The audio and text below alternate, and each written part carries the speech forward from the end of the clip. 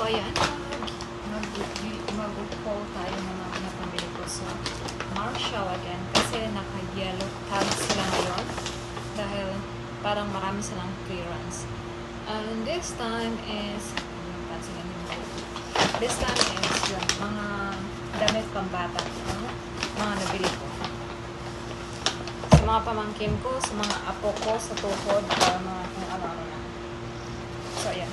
Ang cute talaga. So, talagang hindi ako maka-get over. So, yan. Itong first is, tingnan nyo naman, ice cream and short. At may kasama ng headband. And it's only $3. Diba? So, ang cute na niya. So, yan. May short na at t-shirt. So, diba? Wala kasi akong baby. Kaya, sa mga pamangkin at mga apo na lang ako bumabaw. Ayan. And then, next is, tingnan nyo naman to. O, diba? May kasama siyang bag na parang rabbit yata to or cat. Diyan. O, diba?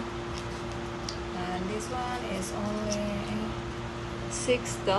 So, parang, ano lang siya, parang 300 pesos lang sa Pilipinas. Peso, 300. Parang convert mo siya, 300 peso lang.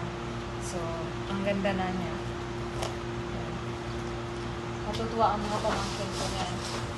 At next is ito, white dress na may, tingnan nyo yung, ano, ito ba kasama siyang ipit.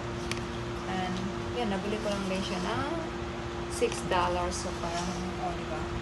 Parang 300 pesos lang din. At ang ganda na. So, yeah. At next is itong dress. So, this one is Zara Kids. And, nabili ko lang siya ng $4. So, yan. Diba? Ang cute na din niya. Maganda tong brand na to. Zara. At next is ito. Pa-pants. Yung pants. At may kasama na rin siya. Blouse. May kasama na rin blouse. Ano ba ito? So, yan. May kasama na rin siyang blouse. At $6 lang din. Yan. Ito is kang Ayesha to. Sa pamangkin ko, sa anak ng brother ko. Kasi, yan. Etong si Little Mermaid.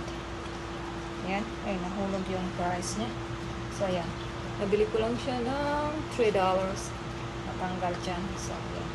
Nag-iisa lang to. So, kay Ayesha din to. Kasi malaki yung size niya. At, ayan. May dalawa akong nabiling yung skirt. O, di ba ang cute? May pa-heart pa yung, ano, pa-heart yung, ano ba to? Pa-heart yung belt niya. Ayan. At, may katerno siya. Ayan, si Mickey Mouse at si Minnie. Siguro pag mainit sa Pilipinas, tanggalin na lang itong munggas. Ayan. $4 lang din siya. At dalawa ang nabili ko. Ito is sa anak ni Lorty. At di ko alam kung baka doon din sa anak ni Mulan na isa. Na si Albion. Parang kambal sila kasi same age sila eh.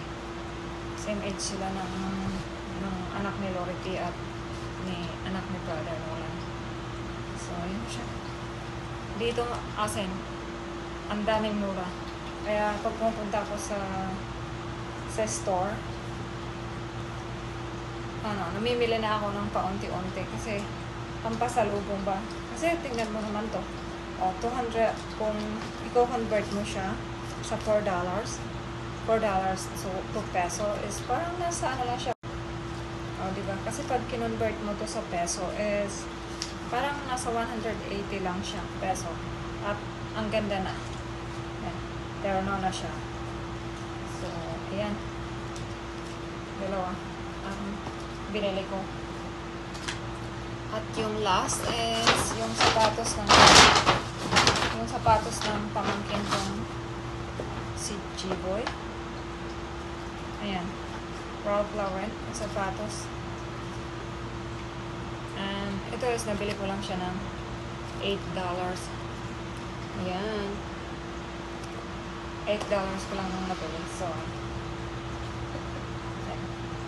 Mostly sa store kasi is mga pang girl ang mga naka-sale. So, may isa lang naman ang pamangkin kong lalaki. Yun si G-Boy na maliit. So, kaya ito lang muna binili ko. At binilhan ko na rin siya ng hoodie ata at t-shirt. So, okay na yun. Kaya, ayan.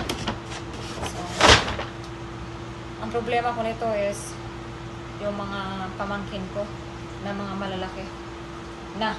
Kasi, naku, Diyos ko, pag binilhan mo hindi naman sinusuot.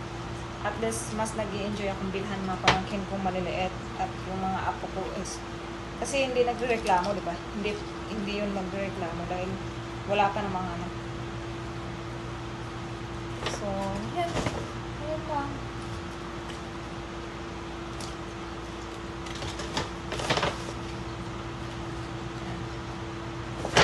Ayan lang mga napamili ko. Ito naman is pwede na. Mga $6 lang. Pwede na talaga ang price. Sa pricing niya. Ayan. Ito talaga, nakyutan ako. Nakyutan talaga ako dito sa damit na to. Parang, diba? For $6. And then, ano lang, may kasama na pati ipit. Ito. At ito din. Super cute niya.